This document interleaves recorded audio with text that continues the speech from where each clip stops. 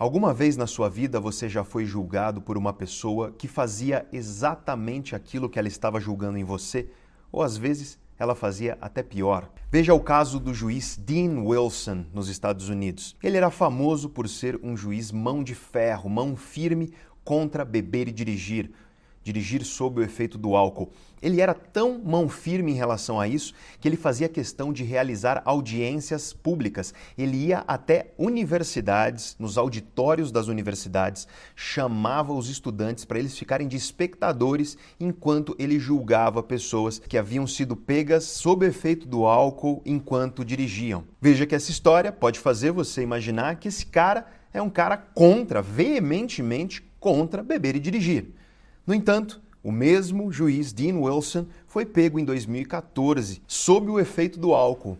Ele colidiu com o carro dele em um ônibus público e fugiu do local. O nome disso nós bem sabemos, é a tal da hipocrisia.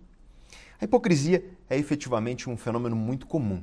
Todos nós já fomos vítimas da hipocrisia, mas temos que ser honestos. Todos nós já fomos hipócritas em algum momento das nossas vidas, talvez não tão hipócritas no extremo desse juiz, mas hipócritas em diversas coisas das nossas vidas. E a isso cabe uma pergunta muito interessante. Por que nós somos hipócritas? Essa talvez seja uma pergunta fundamental nos dias de internet, nas redes sociais, onde as pessoas julgam com uma enorme facilidade, julgam a vida das outras como se fossem verdadeiros juízes de fato, julgam a vida de outras pessoas, inclusive antes dos juízes de verdade, dos tribunais de justiça, efetuarem os seus julgamentos. E nesse universo da facilidade dos julgamentos através das redes sociais, a hipocrisia talvez nunca tenha sido tão comum. Mas o que a ciência tem para dizer sobre isso? O que ocorre na mente humana, o que as relações entre mente, cérebro e comportamento nos permitem entender a respeito da hipocrisia. Por que, no mundo de hoje, todos julgam, mas ninguém quer ser julgado? É sobre isso que nós falaremos hoje.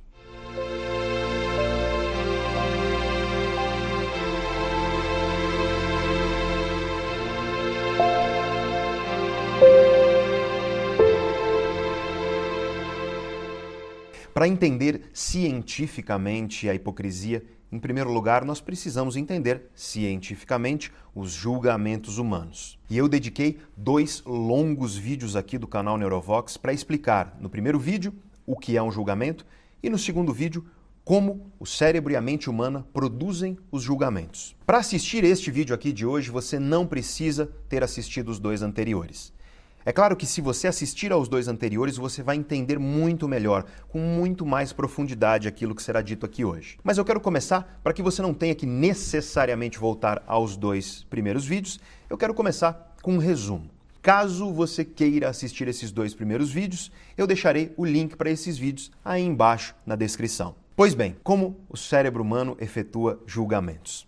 Hoje nós temos evidências científicas muito fortes de que os julgamentos humanos, eles ocorrem, em primeiro lugar, a partir de emoções inconscientes. Nós temos intuições emocionais automáticas e inconscientes. Elas ocorrem imediatamente. E depois que nós temos essas intuições emocionais, os estudos científicos mostram que entra a nossa consciência. Às vezes entra até a nossa racionalidade, mas é nesse momento, depois de uma intuição emocional, que surge a deliberação, a reflexão. E a melhor forma de entender isso é na figura que o grande psicólogo Jonathan Haidt colocou para nós, figura que eu expliquei nos nossos vídeos anteriores, que é a figura do elefante sendo pilotado por um ser humano. Imagina que a nossa mente é um elefante sendo pilotado por um ser humano. Essas intuições automáticas e emocionais são o elefante. E o piloto, ser humano, em cima desse elefante, é a nossa capacidade de refletir conscientemente a respeito das coisas. Por que o Jonathan Haidt usa a figura de um elefante com um piloto em cima? A ideia é bem simples. Se o elefante quiser ir para lá, não tem o que você faça. Ele irá para lá e ponto final. Não adianta você gritar, não adianta você forçar. O elefante é grande, ele é forte, ele é poderoso. Se a vontade dele é ir para determinado rumo, ele vai. E isso denota a característica da mente humana. As nossas emoções, elas governam os nossos julgamentos. Primeiro surgem essas emoções. Se essas emoções surgem com muita intensidade, não há racionalidade que vá convencer esse elefante a mudar de opinião. E uma segunda característica dos julgamentos humanos é que esse piloto do elefante, quando o elefante, por exemplo, tem uma intuição emocional de que algo é ruim, de que algo é negativo, esse piloto do elefante, às vezes, ele pode ser uma espécie de cientista que vai olhar para o elefante, criticar o elefante, tentar entender racionalmente o que aquele elefante está produzindo, para só então efetuar um julgamento final. Mas não é isso que acontece na maioria das vezes. Na maioria das vezes, o piloto do elefante ele serve como um advogado criminalista.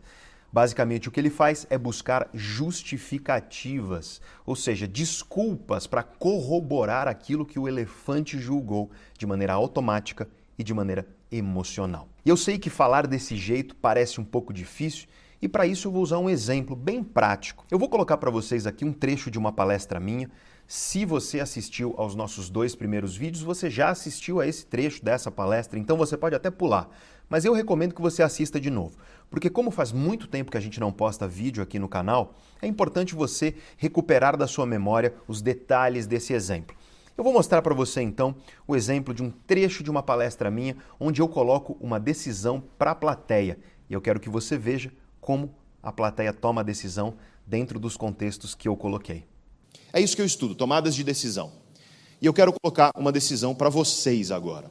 Eu vou colocar um dilema para vocês. E tem apenas uma regra esse dilema, uma regra só. E a regra é: eu sou um vilão de filme de terror. Imagina que eu sou um vilão de filme de terror e que eu vou colocar você nessa situação que eu vou descrever agora. Exatamente tal e qual eu vou descrever agora. Você está em frente a um trilho de trem. E você olha esse trilho de trem, e esse trilho de trem está com pessoas amarradas nele. Eu, vilão de filme de terror, coloquei essas pessoas lá. Você olha essas pessoas amarradas e o que acontece é que lá longe vem vindo um trem desgovernado. Só que esse trilho de trem é muito peculiar, porque ele é um trilho só, mas no final ele divide em 2 caminhos. E nos 2 lados você observa que tem pessoas que eu deixei amarradas lá. Só que de um lado tem 5 pessoas amarradas no trilho. E do outro lado tem uma pessoa amarrada no trilho. E esse trem que vem desgovernado, ele está indo em direção ao caminho que tem 5 pessoas amarradas. Se nada for feito, o trem vai seguir caminho e vai matar as 5. As 5 irão morrer.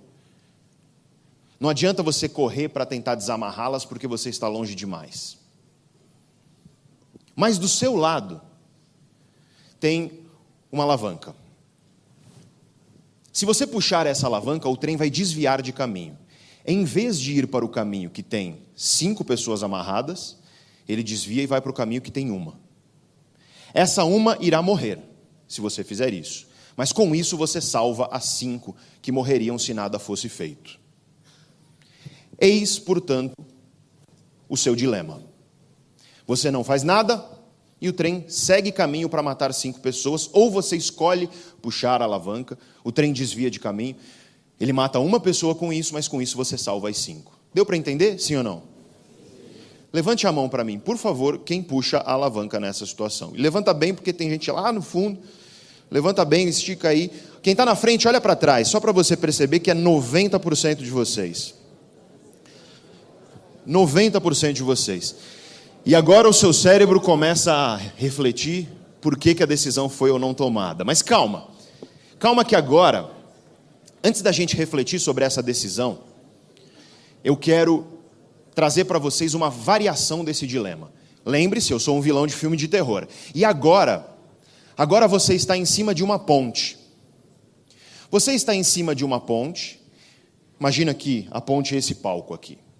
Você está em cima da ponte e embaixo dessa ponte passa um trilho de trem.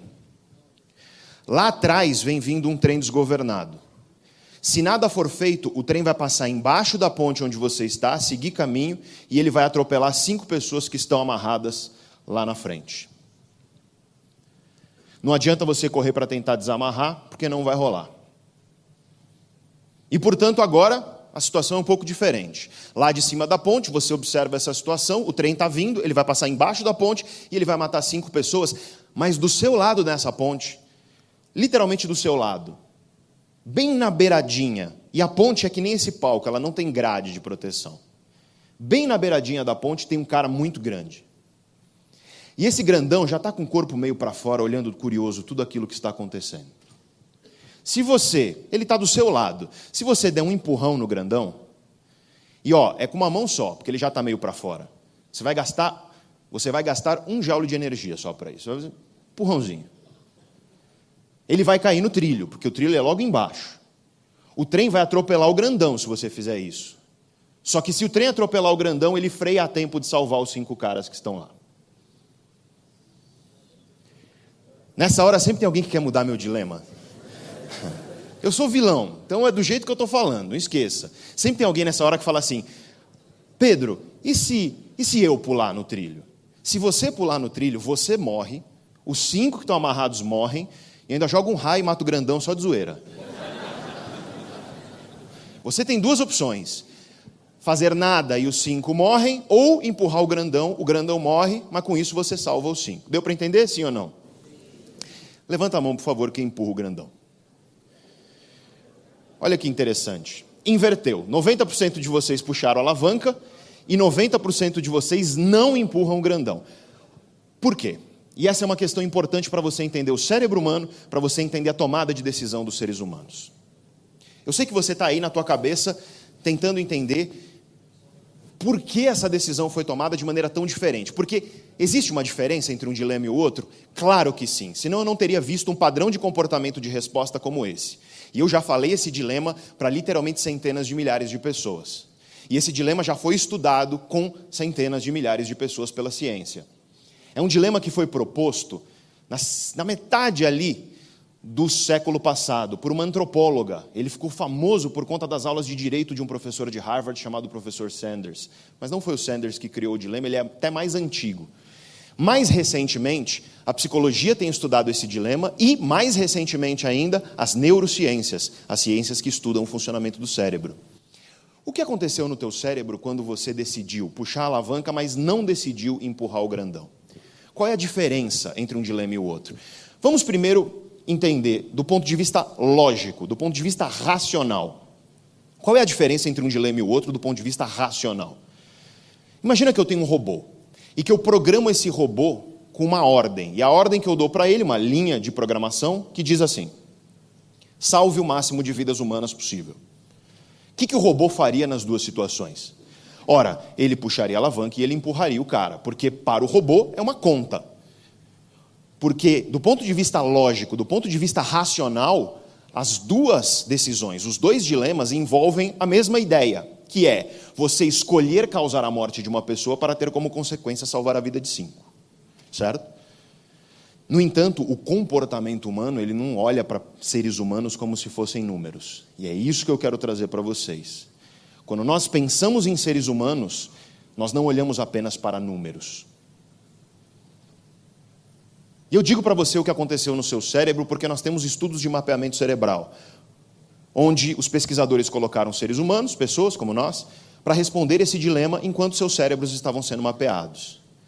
E quando você responde o dilema de empurrar o grandão, ocorre uma maior ativação no seu cérebro, com significância estatística, de certas estruturas.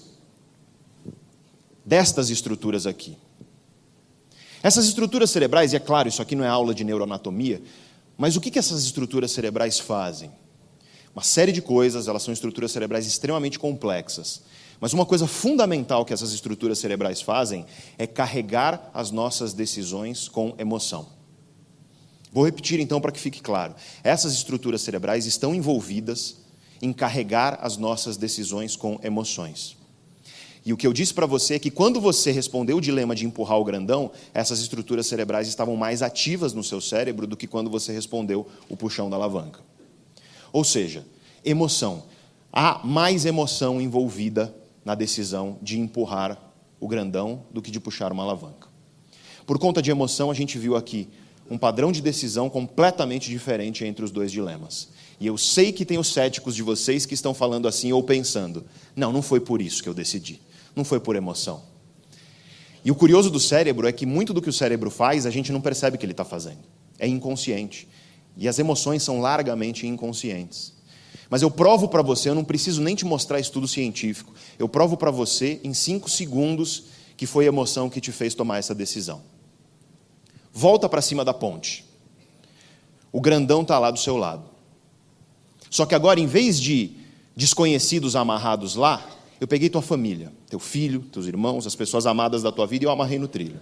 Ou você não faz nada e as pessoas amadas da sua vida morrem, ou você empurra o grandão, ele morre, mas com isso você salva as pessoas amadas da sua vida. Levanta a mão, por favor, quem empurra o grandão. 100%. Você dá uma voadora nele, né? O que eu fiz aqui? O que eu fiz aqui foi mudar a variável emocional envolvida no dilema. Eu coloquei emoção, que é a tua família, e você mudou sua decisão de novo.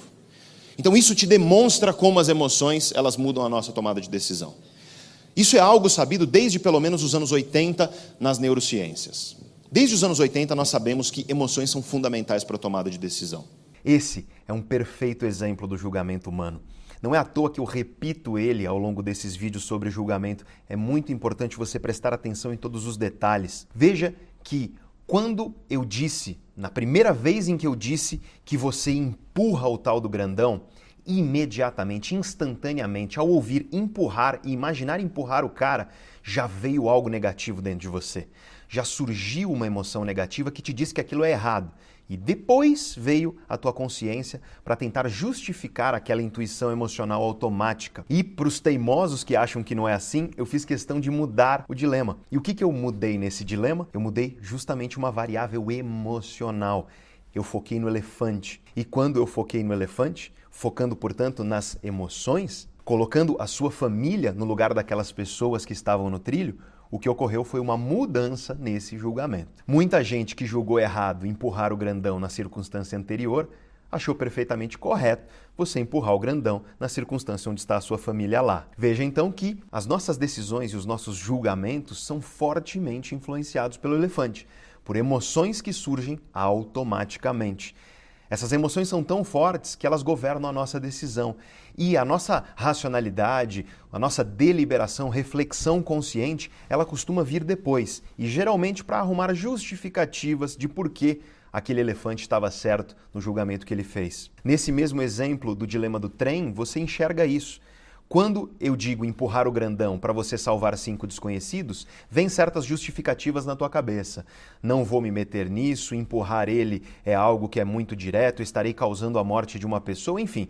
Várias coisas surgem na sua cabeça para corroborar por que você não empurraria o grandão. Mas no momento em que eu coloco a tua família lá, eis que o piloto advogado entra em ação também.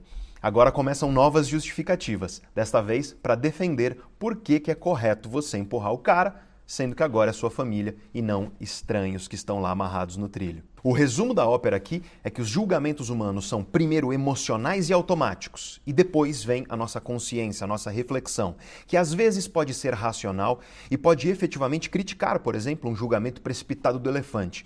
Mas na maioria das vezes o que a mente humana faz é, através da deliberação e da reflexão consciente, apenas buscar justificativas para corroborar o que o elefante julgou emocionalmente e automaticamente. O perfeito exemplo disso é também uma pessoa preconceituosa. Se você já conheceu uma pessoa preconceituosa, você deve ter visto que ela tem diversas razões, entre aspas, lógicas, para corroborar o seu julgamento preconceituoso. Só que perceba também que o preconceituoso ele tem uma habilidade incrível de selecionar apenas informações que corroboram esses seus julgamentos preconceituosos. O preconceituoso tende a ignorar sumariamente, editar da tomada de decisão e dos julgamentos dele quaisquer informações que contrariem esse julgamento preconceituoso. E isso ocorre porque, como eu demonstrei no vídeo chamado A Psicologia do Julgamento, o cérebro humano, quando ele realiza um julgamento preconceituoso, ele faz isso de maneira automática, Ele faz isso de maneira inconsciente e ele faz isso de maneira profundamente emocional. Se você quiser assistir a esse vídeo, você pode clicar aqui em cima. Repito, não é necessário para você assistir ao vídeo de hoje. Mas eu recomendo que, depois do vídeo de hoje, você assista, porque de fato é um vídeo muito importante. Ele vai mostrar como a mente e o cérebro humano julgam e é fundamental você saber isso para que você evite, na sua própria vida, preconceitos, julgamentos precipitados, enfim, pregar pessoas na cruz antes mesmo de entender racionalmente a situação que você está vendo ou vivenciando. E um último elemento que é importante para que a gente recapitule esses 2 primeiros vídeos, para que a gente entenda como o cérebro e a mente humana produzem julgamentos, é o fato de que julgamentos, já que são emocionais e automáticos, eles são, portanto, naturais. Não significa que eles são bons, não significa que eles são maravilhosos, também não significa que eles são ruins e ponto final. Significa apenas que faz parte da natureza humana. É natural também que a dimensão mais consciente da nossa mente, na maioria das vezes, efetue esse processo de justificativa em vez de um processo de fato de reflexão crítica. Mas já que o nosso cérebro julga, e já que ele julga tão facilmente o tempo inteiro, por que esse mesmo cérebro odeia ser julgado? Por que as mesmas pessoas que estão julgando ficam pé da vida quando elas são julgadas? Por que, além disso, as pessoas têm uma grande dificuldade de olhar no espelho e de enxergar os seus próprios defeitos? E apesar dessa dificuldade, por que essas mesmas pessoas têm uma facilidade de enxergar os mínimos defeitos no comportamento dos outros? É isso que nós chamamos de hipocrisia, e a observação da hipocrisia não é algo presente somente na nossa sociedade. Escrituras muito antigas já falavam disso e já apontavam os grandes problemas que derivam dessa hipocrisia. Veja, por exemplo, as palavras de Buda. É fácil ver os defeitos dos outros, mas difícil ver os nossos próprios defeitos. Espalham-se os defeitos dos outros como palha ao vento, mas escondem-se os próprios defeitos como um jogador trapaceiro esconde os seus dados. Ou então, veja o que diz Jesus Cristo no livro de Mateus na Bíblia. Não julguem para que não sejam julgados, porque com o julgamento com que julgam serão julgados, e com a medida com que tiverem medido os outros, haverão de medir a vós. E por que tu reparas no cisco que está no olho do teu irmão e não vês o galho que está no teu olho? Hipócrita, tira primeiro o galho do teu olho e então cuidarás de tirar o cisco do olho do teu irmão. Vejam que em textos sagrados de diferentes matrizes espirituais, muito antigas as duas, mas que surgiram em épocas e lugares diferentes, em ambos os textos você encontra o mesmo princípio. O princípio da hipocrisia e do problema da hipocrisia, de como a hipocrisia prejudica a vida humana e as relações humanas. E isso nos leva a uma evidente pergunta: por que nós somos hipócritas? Para compreender cientificamente a hipocrisia, nós precisamos entender um princípio de funcionamento do cérebro e, por consequência, da mente humana, que é chamado do princípio da busca por consistência. O cérebro humano e a mente humana, por consequência, sempre estão buscando consistência de informações. O tempo inteiro, o cérebro e a mente estão buscando informações consistentes. Isso significa que informações conflitantes, quando entram no cérebro, quando a mente humana processa informações conflitantes, isso gera um conflito interno dentro de nós. Esse conflito interno é desagradável, esse conflito interno ele não produz algo gostoso dentro de nós e por isso ele é sempre evitado. O conflito interno do qual eu estou falando, ele tem um nome na ciência que é a dissonância cognitiva. Então, em outras palavras, quando informações conflitantes entram em nosso cérebro, quando nossa mente processa informações conflitantes, esse conflito gera um conflito interno, um conflito psicológico dentro de nós. Esse conflito é desagradável e a todo custo nossa mente quer evitar esse conflito. Em outras palavras, a todo custo nossa mente quer evitar a dissonância cognitiva. Eu sei que, explicado dessa forma, a coisa é um pouco complicada.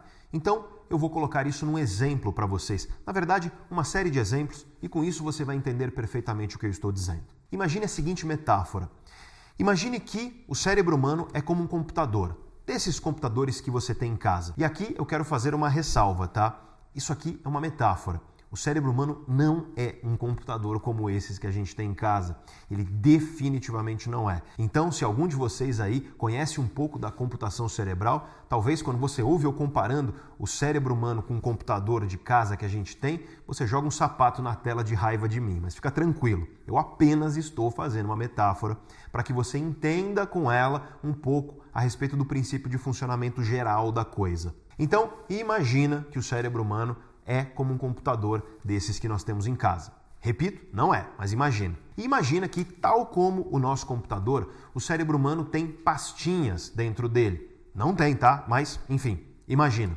E imagina que cada uma dessas pastas contém um certo paradigma da sua vida. Por exemplo, tem uma pasta lá que é a pasta do trabalho, uma pasta das relações pessoais, uma pasta do casamento, uma pasta da saúde.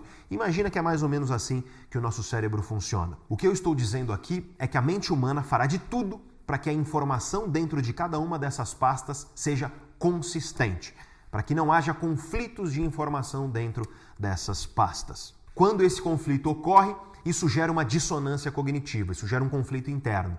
E quando o nosso cérebro detecta esse conflito interno, ele imediatamente vai tentar dar um jeito de recuperar aquela consistência anterior. Vamos então a um exemplo prático disso e você vai compreender muito bem o que eu estou dizendo. Eu sou professor e eu tenho alunos que têm 18 anos de idade. Muitos desses meus alunos, quando entram na faculdade, conhecem alguém e se apaixonam. E eu quero que você, que tem mais de 18 anos de idade, lembre de quando você tinha 18 anos de idade e se apaixonava. Lembra do que era uma paixão com 18 anos de idade. Era uma coisa muito poderosa, era uma coisa muito eufórica. E esses meus alunos, então, perdidamente apaixonados, começam a namorar. E aí, depois de uns 3 meses de paixão, e aqui no nosso canal Neurovox, em algumas outras participações que eu fiz por aí no YouTube, eu já falei que a paixão, do ponto de vista do cérebro, é um estado de demência temporária com duração média de 12 a 24 meses, 12 a 18 meses mais ou menos. E eis que nós temos 2 jovens de 18 anos de idade perdidamente apaixonados, 3 meses de namoro e, portanto, eles estão lá na crista da onda da demência, o ápice da demência. E eu quero que você imagine a cabeça deles. Imagine então que é como um computador de casa, tem várias pastas e que agora acabou de ser criada uma nova pasta, que é a pasta namoro. A pasta namoro, que tem 3 meses, ela só tem dentro dela coisas bacanas. Só tem emoções positivas, sensações gostosas, memórias afetivas bacanas, planos legais para o futuro. Enfim, é uma pasta repleta de coisa boa. E aí, esses meus alunos, nas conversas apaixonadas, um vira para o outro e diz: "Amor, você me ama?" E o outro responde: "Amo." E aí vem a pergunta: para sempre? E o que responde a outra pessoa nessa hora? Responde imediatamente, naturalmente e com convicção: para sempre. Eu quero que você imagine se a história fosse um pouco diferente. Imagina que esse meu aluno vira para a pessoa que está com ele e fala: "Amor, você me ama?" E a pessoa responde: "Amo." E aí ele então pergunta: para sempre? E a pessoa vira para ele e fala: "Olha, eu acho que não. Eu acho que, com base no cálculo da média aritmética simples dos meus últimos relacionamentos, o nosso relacionamento ele deve durar aproximadamente 9 meses, com margem de erro de 1,5. Eu quero que você perceba o problema dessa situação. Lembra que na pasta namoro desse cara só tem coisa positiva, só tem coisa boa. Se você vira para outra pessoa e você fala que não vai ser para sempre, se você vira para a pessoa, se você lembra para si mesmo, inclusive, que um dia vai acabar provavelmente, porque, sejamos honestos, uma pessoa de 18 anos, no mundo de hoje, no mundo de Tinder, dificilmente ela vai ficar para sempre com um namorado ou uma namorada que conheceu na faculdade. Mas então, aos 3 meses, ela está um tanto quanto demente durante a paixão, a pasta só tem coisa boa, mas se ela for racional, se ela for analisar racionalmente e perceber que um dia provavelmente vai acabar, ela vai adicionar uma informação na pastinha namoro lá do cérebro que é conflitante com todas as coisas boas que já estavam lá. Isso vai gerar um conflito interno. Essa dissonância cognitiva será muito desagradável. O nosso cérebro não gosta dessa dissonância. Então, o que a mente humana faz? Ela produz uma crença. A crença de que vai ser para sempre. E essa crença recupera a consistência, mantém a consistência. E os jovens seguem na demência e na crença de que será de fato para sempre, sendo que um rápido exame racional seria suficiente para verificar que essa crença de que vai ser para sempre, provavelmente, ela é uma ilusão. Aqui você entende perfeitamente o mecanismo de manutenção e de busca de consistência presente na mente humana. E acontece que quanto mais consistente for o paradigma dentro dessas pastinhas na sua cabeça, mais difícil é você mudá-lo. Esse paradigma, ele é geralmente defendido pelo nosso elefante. Veja que quando o jovem chega e fala, você me ama, e pergunta se é para sempre, quando o outro responde é para sempre, essa resposta ela foi dada pelo elefante. E aí o piloto, advogado em cima dele, vai buscar as justificativas para corroborar essa conclusão que o elefante já teve de que será para sempre. Então, quanto mais consistente é o paradigma, mais difícil será mudá-lo. E para isso eu te dou um outro exemplo. É o exemplo da diferença entre ir para a balada e estar casado há décadas. Imagine as moças que estão agora assistindo ao vídeo.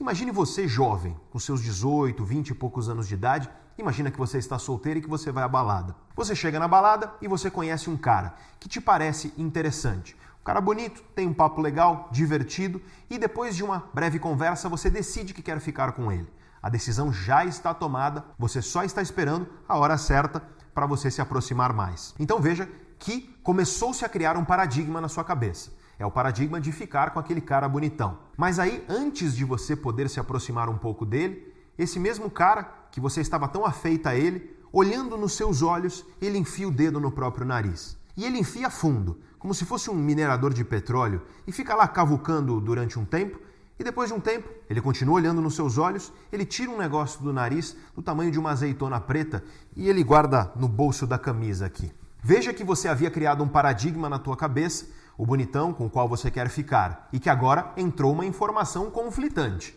O bonitão é nojento. O que você faz?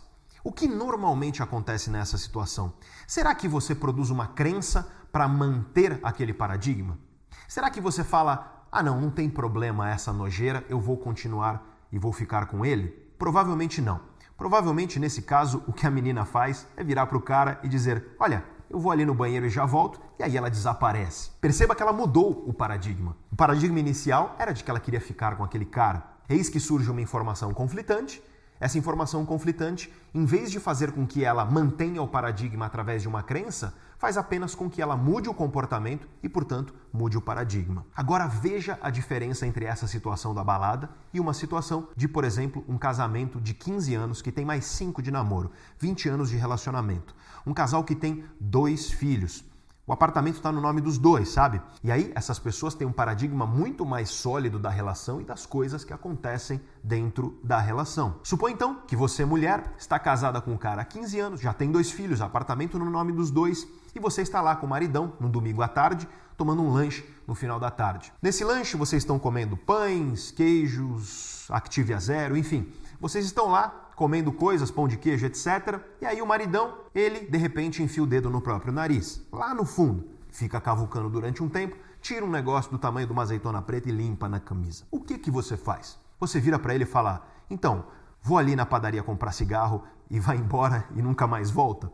Você levanta, vai embora e não volta mais? E provavelmente não é isso que você fará. Provavelmente o que você vai fazer é virar pro teu marido e falar assim, ai amor, larga de ser nojento, não encosta no pão. E você continua a sua vida. E aqui você percebe um elemento muito interessante da mente humana. Aqui, como o paradigma é um paradigma muito sólido, eis que entrou uma informação conflitante, claro, porque o paradigma é o paradigma da relação, do amor, da cumplicidade, do casamento, de tudo que vocês construíram juntos. Eis que entra uma informação conflitante. Isso gera uma dissonância.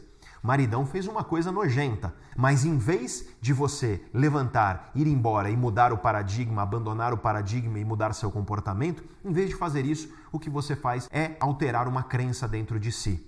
Você mudou as crenças a respeito do que você tolera e do que você não tolera numa relação. Quando nós estamos há anos numa relação, nós toleramos coisas que nós não toleraríamos nos primeiros dias, nos primeiros minutos ou nas primeiras horas em que a relação se iniciou. Na mente humana, portanto, é tão mais difícil você quebrar um certo paradigma quanto mais sólido e duradouro é esse paradigma dentro de você. Isso significa que o elefante vai ficando cada vez mais forte. Conforme o tempo passa, o elefante vai ficando maior e mais forte e o piloto em cima dele vai ficando um advogado cada vez mais especialista em arrumar justificativas para as coisas que o elefante produz. Isso significa que, para evitar as dissonâncias cognitivas, a nossa mente sempre tenta manter consistência e que quanto mais consistente for, duradouro for um paradigma dentro de você, mais difícil é você alterá-lo e mudar o seu comportamento, portanto. E aqui nós podemos começar a entender a hipocrisia. Porque um dos paradigmas mais presentes e mais marcantes dentro de nós é a imagem que nós construímos de nós mesmos ao longo das nossas vidas. Quanto mais essa imagem que nós temos de nós mesmos for consistente e positiva, maiores serão as nossas chances de sucesso. E lembre-se que sucesso, de um ponto de vista biológico, é a reprodução gênica, é conseguir mandar os nossos genes para frente. E nesse sentido, pessoas que têm uma imagem de si mesmas que é positiva e consistente, elas tendem a ter maior sucesso reprodutivo. E do ponto de vista biológico, portanto, elas são pessoas de maior sucesso. E isso é uma coisa interessante que se verifica nos estudos científicos. Pessoas que têm uma visão de si mesmas muito positiva, às vezes até delirante, às vezes até distorcida, mas pessoas que têm uma visão de si mesmas muito positivas, elas tendem a apresentar índices de bem-estar maiores e, inclusive, elas tendem a ser mais saudáveis do que pessoas que têm visões mais realistas a respeito de si mesmas. E isso significa, então, que o ser humano tem uma tendência. Claro que existem exceções, mas o ser humano tem uma tendência a construir uma imagem consistente e positiva a respeito de si mesmo. É importante ressaltar que essa imagem, boa parte das vezes, não é nada realista. Essa imagem é quase um delírio da pessoa, mas em geral as pessoas tendem a ter essa imagem consistente e positiva de si mesmas. Por exemplo, as pessoas tendem a acreditar que elas têm uma inteligência e uma competência profissional maiores do que a média. Eu fiz uma rápida pesquisa com os meus seguidores no Instagram, eu obtive cerca de 4.000 respostas. E curiosamente, nas pessoas que responderam ao questionário, houve 3 vezes mais pessoas que acreditavam que eram acima da média em inteligência e em competência profissional. Houve 3 vezes mais pessoas que acreditavam que estavam acima da média nesses 2 quesitos do que pessoas que acreditam que estão abaixo da média. E o dado mais interessante dessa pesquisa que eu fiz foi sobre honestidade. A vasta maioria das pessoas acredita que é mais honesta do que a média. 70% das pessoas nessa pesquisa que eu realizei acreditam que estão acima da média no quesito honestidade e somente 2% das pessoas acreditam que estão abaixo da média no quesito honestidade. Eu fiz essa pesquisa com vocês, com as pessoas que me seguem, mas isso na verdade é algo que já é bem sabido desde os anos 90 na ciência. As pessoas tendem a achar que elas são mais inteligentes, que elas são mais profissionalmente competentes, que elas são mais honestas do que a média. Os pais, por exemplo, tendem a achar que os seus filhos são mais bonitos do que eles de fato são. E é fácil medir isso. Basta você perguntar para os pais, de 0 a 10, quão bonito eles acham que o filho ou a filha é. E aí você pega uma foto desse filho ou filha e mostra para um monte de gente e pede para essas pessoas dizerem de 0 a 10 qual é a beleza da criança. E invariavelmente a gente vê que os pais tendem a achar que o filho ou a filha ele é mais bonito ou ela é mais bonita do que de fato a média das outras pessoas acredita que é. Eu vivi isso na pele alguns anos atrás. Eu fui convidado por uma amiga minha para jantar na casa dela. Ela tinha um filho que na época tinha uns 3 anos de idade, e eu não tive a oportunidade de conhecer a criança antes. Então eu fui lá na casa dela, jantar com ela, o marido e o filho. E aí, quando eu encontrei a criança, eu não sei nem explicar para vocês, o moleque era muito feio, ele parecia um cabrito virado do avesso, eu não sabia o que dizer. E aí essa minha amiga, ela virou para mim, com amor de mãe gigantesco no coração dela, ela olhou para mim e sorrindo ela disse, Pedro, ele não é lindo? E aí eu não sabia o que dizer. Então o que eu disse foi, ele é igual o pai, a cara do pai. E ela gostou muito da resposta e eu saí ileso dessa. Mas é muito interessante você perceber como pais tendem a ter essa percepção distorcida a respeito não só dos filhos, mas o casal tende a ter uma percepção distorcida em relação um ao outro. Maridos tendem a achar que as esposas são mais bonitas do que de fato são. Esposas tendem a achar que os maridos são mais bonitos do que de fato são. Eu poderia continuar aqui com diversos exemplos, porque eles são muitos. A ideia central é que as pessoas têm uma espécie de egocentrismo exacerbado e distorcido. Elas têm uma forte e consistente imagem positiva de si mesmas. E pare para pensar no seguinte. Se você olhasse no espelho e se você genuinamente admitisse para si mesmo coisas, por exemplo, como eu sou um canalha desonesto, ou então eu sou feio pra caramba, ou então eu casei com uma pessoa meia boca. Eu quero que você perceba que essas informações, que você concluir essas informações a respeito de si mesmo, que você aceitar essas informações a respeito de si mesmo, isso é algo semelhante ao jovem apaixonado aceitar que o relacionamento vai acabar um dia, que aquele relacionamento apaixonado irá acabar. É algo que traz uma informação inconsistente com aquilo que existe dentro de nós. Essa inconsistência gera uma dissonância e essa dissonância é desagradável. E por isso, a nossa mente, o nosso cérebro, que são verdadeiras máquinas de manter e de recuperar consistência, quando essa consistência é perdida, rapidamente o que a nossa mente faz é produzir então uma visão que é distorcida, mas que é consistente, onde nós somos justos, honestos, bonitos, competentes, inteligentes e por aí vai. Isso tudo, essa autopercepção positiva e consistente, mantém a nossa consistência psicológica. Isso evita conflitos internos, dissonâncias cognitivas dentro de nós. E acontece que isso também está na base da nossa hipocrisia. Quando alguém chega para nós e critica o nosso elefante, essa crítica é inconsistente com essa imagem positiva que o elefante criou de nós mesmos e que o advogado em cima dele encheu de justificativas aparentemente racionais. Quando nós somos criticados, quando nós ouvimos que nós estamos errados, que nós estamos sendo precipitados, cruéis, preconceituosos, que de alguma maneira o que nós estamos fazendo não é correto, tudo isso gera essa desagradável inconsistência, esse conflito interno, essa dissonância desagradável que a nossa mente faz de tudo para evitar. E não se esqueça que nessas horas, quando nós somos criticados, o piloto do elefante, ele é um advogado. Então ele vai fazer de tudo para arrumar justificativas para que a gente não aceite a crítica, para que a gente seja incapaz de aceitar essas críticas e, inclusive, para que a gente seja incapaz de olhar para nós mesmos e enxergar dentro de nós os nossos próprios defeitos. Porque isso significaria uma inconsistência, uma dissonância.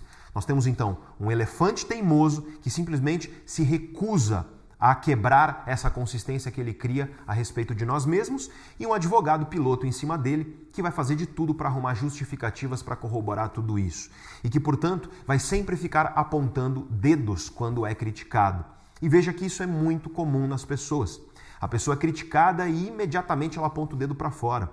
Ela diz, você não pode falar isso de mim porque você é isso, isso, isso ou aquilo. Ou então, quando alguém aponta um problema, algo que essa pessoa poderia mudar, frequentemente a pessoa diz, ora, eu não posso mudar porque a culpa não é minha. A culpa é do chefe, a culpa é da família, a culpa é do governo, a culpa é do contexto. Enfim, o nosso advogado que está em cima do elefante sempre busca culpados para que, em vez de você olhar para si mesmo e enxergar as lacunas, os problemas, os defeitos, as falhas, você simplesmente arrume as justificativas externas sempre, que não estão no seu controle, para que o elefante continue exatamente como ele sempre esteve. E assim nós seguimos as nossas vidas, incapazes de enxergar um galho dentro dos nossos olhos, porque isso geraria uma inconsistência insuportável dentro de nós. E ao mesmo tempo, nós andamos com um microscópio capaz de enxergar o menor cisco no olho dos outros. Afinal, nosso cérebro é uma máquina de julgar automaticamente as coisas, através de intuições emocionais que acontecem fora do nosso controle e que são frequentemente irracionais. E com isso você compreende porque todos querem julgar, mas ninguém quer ser julgado. E além disso, tudo isso nos permite ver que não se trata de um fenômeno dos dias atuais. Não se trata de algo da nossa sociedade digital e moderna, como muita gente gosta de acreditar. A característica de um cérebro que julga e que é simultaneamente incapaz de enxergar seus próprios defeitos é algo que faz parte da natureza humana. Não é fruto dos nossos tempos, das coisas que nós vivemos hoje em dia. Lembre-se nessa hora de Buda e Jesus, que milhares de anos atrás já denunciavam os problemas da hipocrisia e do julgamento. Lembre-se que a figura do fofoqueiro que fala mal dos outros e não enxerga os próprios problemas, ela já existia nas tragédias gregas da antiguidade, ela já existia nas peças de Shakespeare. Lembre-se, aliás, de casos reais, muito tristes e perigosos, que muito antes da internet já nos provam que o ser humano realiza julgamentos precipitados e muitas vezes prega na cruz as pessoas antes mesmo de considerar qualquer evidência e qualquer observação crítica. Um perfeito exemplo disso é o caso da escola base nos anos 90 em São Paulo. Era uma escola particular em que os proprietários foram acusados de abuso sexual. Eles foram acusados de abusar sexualmente as crianças e, claro, a mídia caiu em cima deles. Eles foram acusados disso pela mídia. Atrás da mídia veio a opinião pública e eles foram condenados muito antes de qualquer investigação. E quando as investigações foram de fato feitas, eles foram inocentados. As acusações de abuso sexual eram falsas. Só que quando eles foram inocentados, o estrago já havia sido feito. A vida deles foi destruída e eles não conseguiram recuperar o dano que foi causado pelo julgamento precipitado tanto da mídia quanto da sociedade. Veja que muito antes da internet essas coisas já aconteciam, esse é apenas um caso, isso acontece frequentemente. Mas nós não podemos ser ingênuos. De fato, o julgamento e a hipocrisia, o julgamento precipitado e muitas vezes cruel, tudo isso faz parte da natureza humana muito antes da internet. Mas a internet traz algumas variáveis diferentes para essa equação. De fato, a internet potencializa os julgamentos precipitados, afinal de contas, a internet torna o julgamento muito mais instantâneo, torna-se muito mais instantâneo, rápido e fácil as pessoas julgarem imediatamente uma coisa que acontece. Muitas vezes julgam antes mesmo da justiça, dos advogados e juízes, por exemplo, realizarem o seu trabalho. Só que a internet faz outra coisa que muita gente não percebe. Essa primeira característica da internet todo mundo reconhece. Ela torna o julgamento mais rápido, mais instantâneo.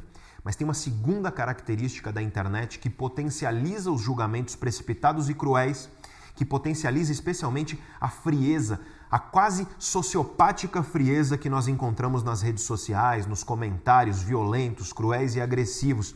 A internet potencializa isso através de um mecanismo psicológico que nós, de certa forma, vimos quando eu mostrei para vocês o dilema do trem, bem no começo do vídeo de hoje. Lembre-se que no dilema do trem, as pessoas tendem a puxar a alavanca facilmente, mas quando se trata de empurrar o grandão e matar o grandão dessa forma, a maioria das pessoas tende a não aceitar. De um ponto de vista estritamente racional, os dois dilemas são iguais.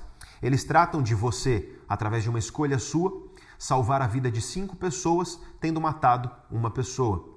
Só que a alavanca e o empurrão, eles são trabalhados de maneira diferente dentro da mente humana. E para entender isso, você precisa entender um conceito que é conhecido como distância psicológica. E é algo relativamente fácil de compreender. Quanto maior for a distância que você sente entre você e uma decisão, e essa decisão pode ser também um julgamento moral. Quanto maior for a distância que você percebe entre você e um julgamento ou entre você e uma decisão, mais fria tende a ser essa decisão ou esse julgamento. Vou repetir para que fique claro. Quanto maior a distância que o indivíduo percebe entre ele e uma situação, entre ele, por exemplo, e um julgamento moral ou uma decisão, mais fria tende a ser essa decisão ou esse julgamento. Veja que no caso do dilema do trem, a alavanca, ela cria uma distância percebida, ela cria uma espécie de intermediário. Quando você pensa em puxar uma alavanca, você pensa que não está cometendo um assassinato diretamente. Você se distancia um pouco daquele assassinato que está sendo cometido. Ao contrário, quando você imagina empurrar alguém, você se sente mais próximo da decisão. Você se sente mais próximo da decisão de matar aquela pessoa e isso muda o seu julgamento moral no dilema.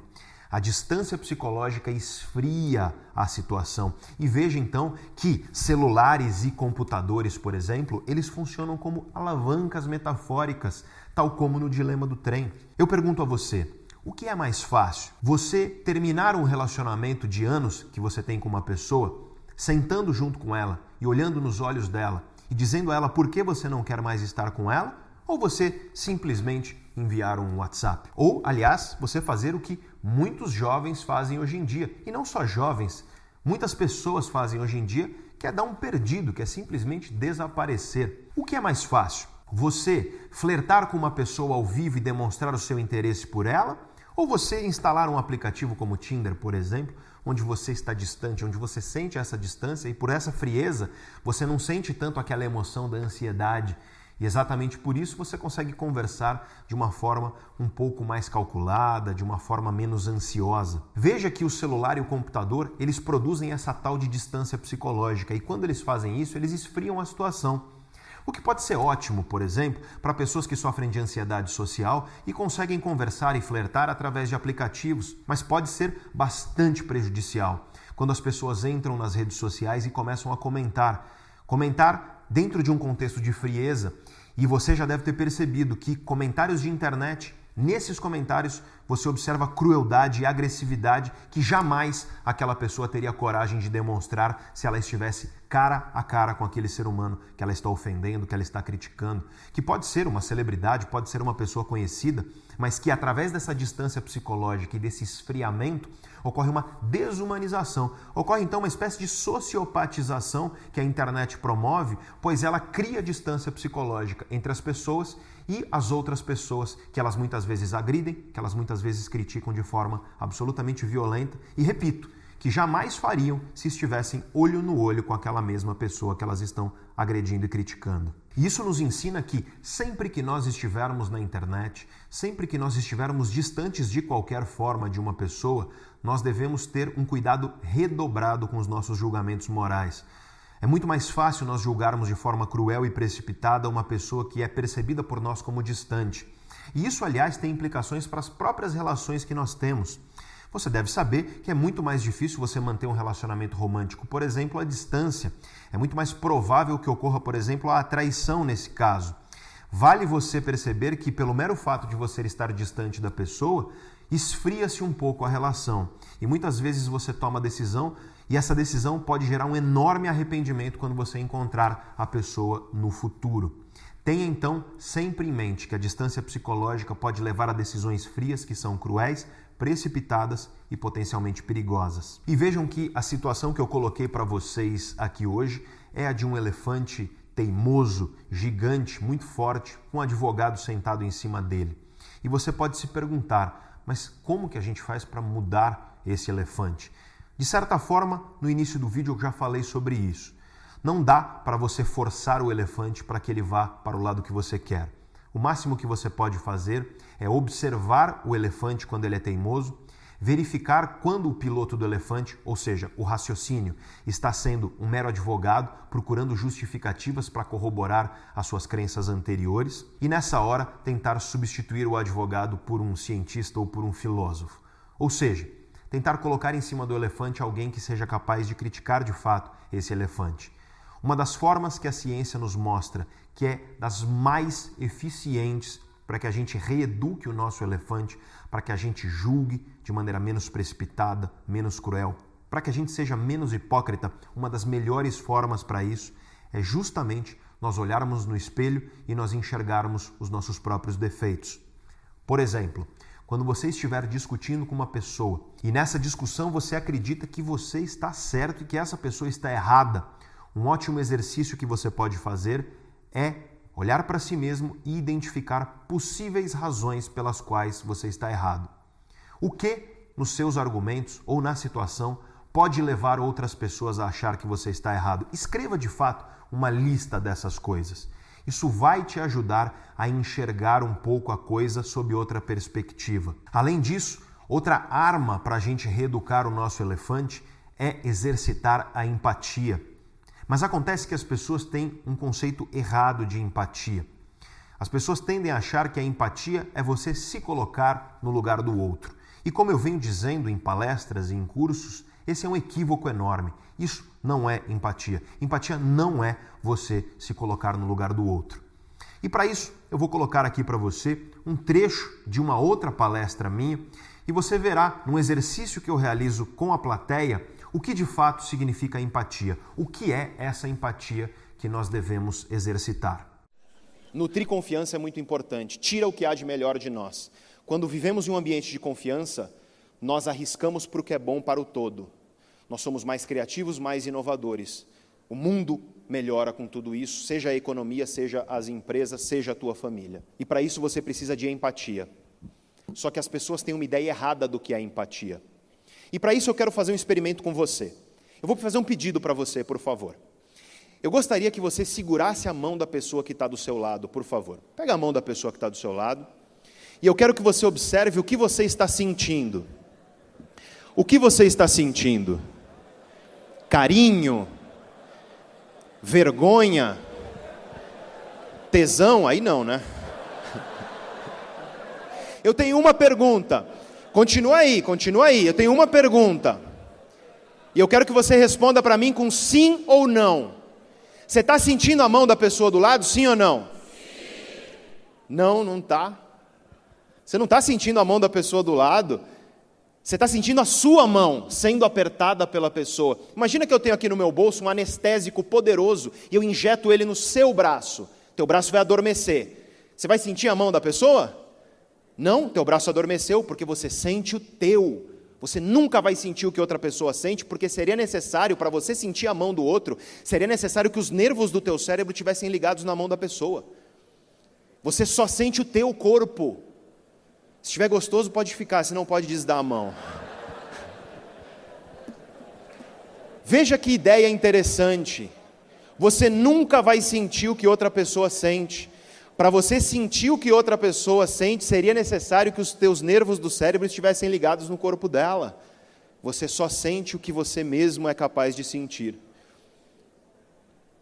Isso nos traz algumas lições importantes. Lição número 1. Lição número 1, fundamental. Nós, seres humanos, às vezes olhamos para outras pessoas. Nós, seres humanos, às vezes olhamos para outros seres humanos e tentamos imaginar o que está acontecendo na cabeça deles. Só que você nunca vai pensar literalmente com a cabeça da outra pessoa, porque nós estamos meio que enclausurados no nosso corpo.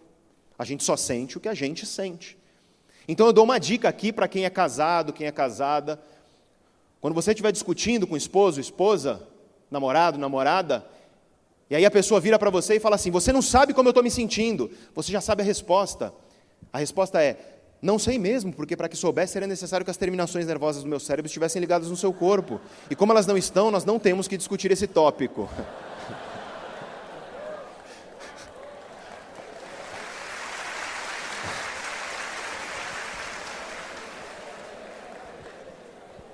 Aí você apanha e dorme na rua. Mas é verdade. Stricto sensu é verdade. Agora, a lição que a gente tira disso é muito importante, porque tem gente que acha que empatia é você se colocar no lugar do outro. Está errado. Se você se colocar no lugar do outro, é você no lugar do outro. E vai ser, portanto, a tua cabeça. Empatia é você entender que o outro é outro. Que ele tem outra história, outras dores, outras competências, outras fraquezas, outras forças. Outro perfil emocional, que aquilo que é dor para outra pessoa, pode não ter sido para você, mas isso não diminui a dor da pessoa. Porque tem gente que faz isso, eu passei por isso e para mim foi tranquilo. Isso é problema seu, você nunca sentiu o que aquela pessoa sente, e para ela pode ser algo realmente grave. A mesma coisa com as alegrias. Para que a gente promova a confiança, a gente precisa de mais empatia. A gente precisa entender essa questão de diversidade num sentido amplo. Somos diferentes, nunca seremos capazes de estar dentro do corpo de outra pessoa, e por isso a gente precisa ouvir mais. A gente vive em um mundo que só quer falar. Pare para pensar no que é o Facebook, é um monte de gente falando. A gente precisa ouvir mais, ouvir com interesse. Eu vou às vezes a jantares e eu vejo casais na mesa do lado, claramente são casados há muito tempo, eles não se falam, eles ficam olhando para o celular. Não perca a oportunidade de abrir teu mundo aqui para o mundo de outra pessoa. A gente só consegue abrir nosso mundo para o de outra pessoa se a gente ouve sem julgamento, se a gente ouve sem preconceito, se a gente entende que aquela pessoa é outra e respeita o fato dela ser outra. Isso é essencial para que a gente construa um ambiente de confiança.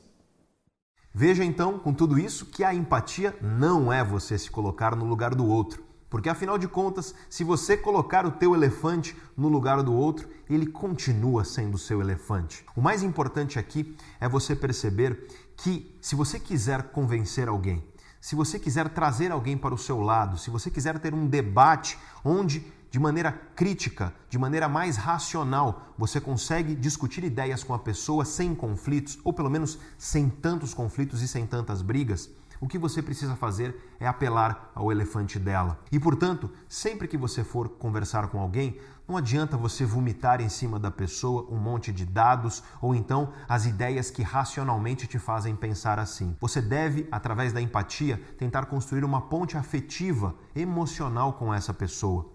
Ouça de verdade o lado dessa pessoa. Tente de fato enxergar por que o cérebro e o elefante dela julgam o mundo daquela forma. A partir disso, tente compreender pontos onde você consegue ligar a sua lógica e o seu raciocínio ao elefante dessa pessoa para que talvez ele perceba que entre o seu elefante e o elefante dela existe uma certa semelhança.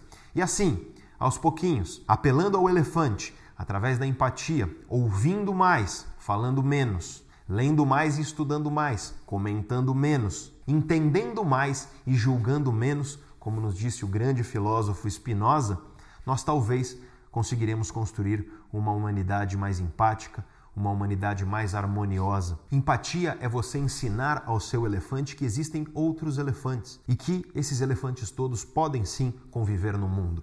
Você não precisa necessariamente concordar com outra pessoa, mas você pode se esforçar um pouco para respeitar a posição dela. Nós podemos, inclusive, não necessariamente às vezes respeitar uma posição, mas no mínimo entender melhor essa posição para que talvez a gente tente convencer as pessoas de que aquela não é a melhor posição de se adotar. Esse eu acredito que é o caminho para um mundo mais harmonioso, um mundo mais respeitoso. E para que isso aconteça, nós precisamos ter a consciência e a humildade de reconhecer que todos nós somos hipócritas, que a hipocrisia faz parte da natureza humana. Nós não temos que fingir que ela não existe. O primeiro passo para combatê-la é reconhecer quando ela surge dentro de nós mesmos. E é por isso que eu quero deixar claro para você. Se depois de ouvir tudo isso que eu falei no vídeo anterior e no vídeo de agora, se depois de ouvir tudo isso você estiver aí pensando, as outras pessoas são assim, mas eu sou diferente, saiba que é bem provável que você esteja justamente se enganando. Você está provavelmente dentro desse auto-engano a respeito da sua própria hipocrisia. E a lição final eu quero frisar e repetir.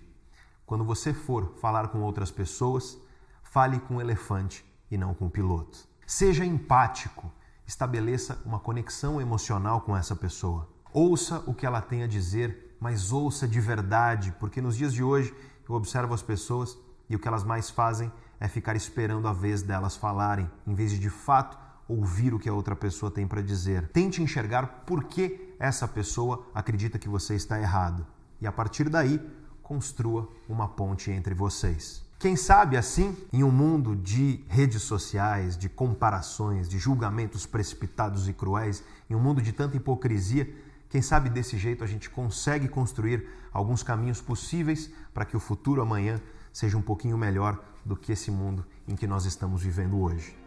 Como sempre, aqui no canal Neurovox, eu faço questão